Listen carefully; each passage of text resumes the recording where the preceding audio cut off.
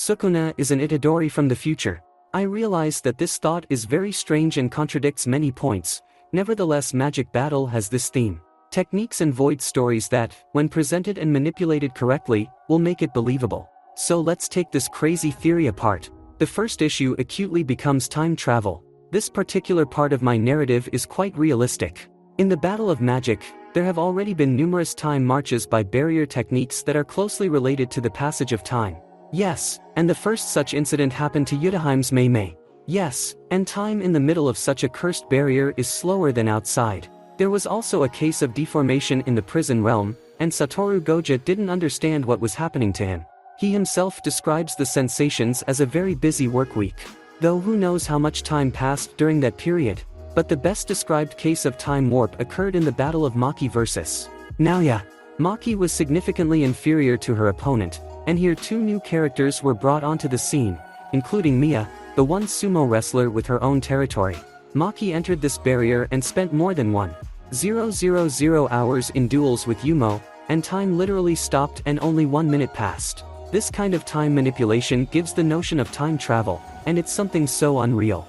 And time, in its turn, is one of the basic concepts of physics and philosophy, one of the coordinates of space-time along which the world lines of physical bodies are stretched. Well, since we have touched upon space, you know that domains can move in space, and we have already seen the tricks of changing coordinates on the example of Hikari. So the territory can serve as a transport that moves along world lines.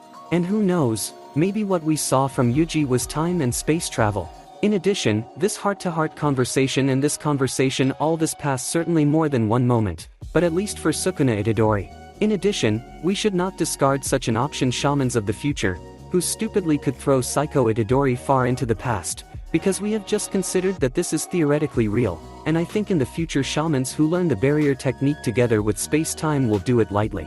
There is nothing stopping another genius like Goj from being born and combining his brain with Kinziaka's knowledge to produce such a thing. All the more reason why Sukuna decided to teleport 1,000 years into the future. And then there's the point that can't be ignored. Sukuna and Yuji are similar, from their technology to their similarities in their inner world. In Sukuna's own words, he bluntly parroted that Yuji is his nephew, the reincarnated son of his brother, whom Ryaman ate while still in the womb and was reborn. And agree, even my thrash story looks much more serious than this. But that's just Sukuna's thoughts. Earlier, the King of Curses thought his last finger was even in Gyuj, but he was wrong. So don't take it all for granted just yet. Only Kinjaku can know the whole truth. However, we also have the words of Yuram, who said that Yuji has something similar to Sukuna. Doesn't that mean that the potential that is hidden in Yuji Itadori is comparable to that of Sukuna?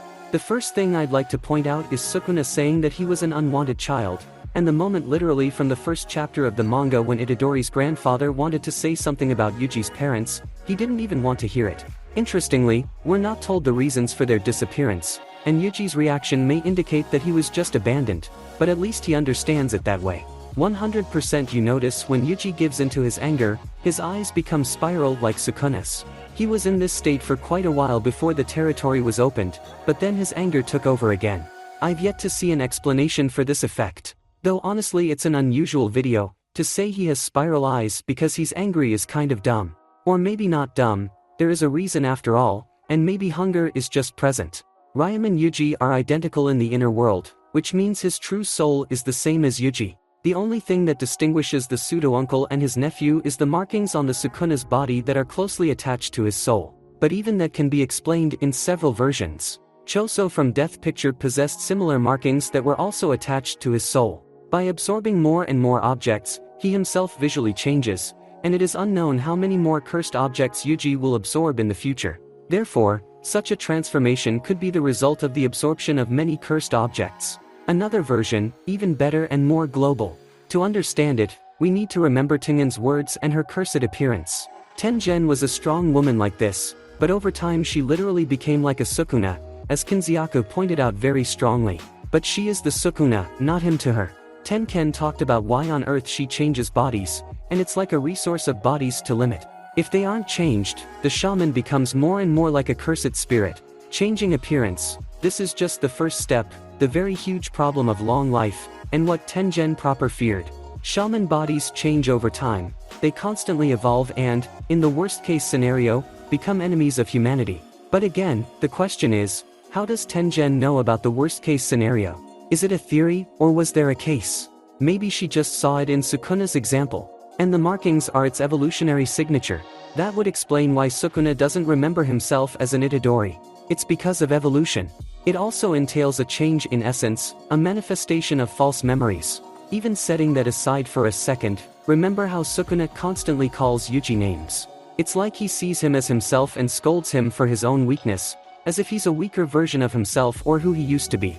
Well, the best I left for the end. What we saw in the recent chapter of Magic Battle is the recollection of Sukuna, because Sukuna is Itadori, and we are told his story that he doesn't remember.